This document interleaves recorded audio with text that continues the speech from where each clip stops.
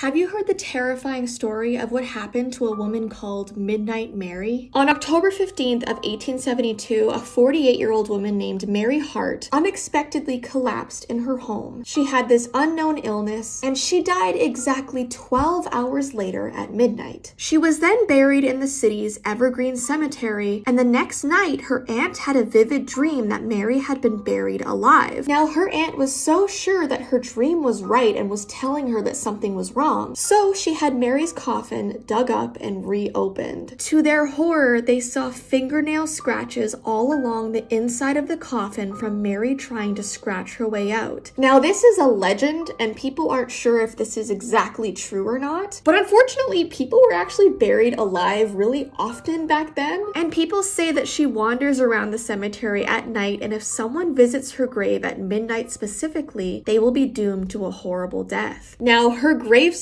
actually reads, "The people shall be troubled at midnight and pass away," which is really spooky. And Evergreen is still an operating cemetery, and people are discouraged from walking around there in the dark. So yeah, be warned about Midnight Mary.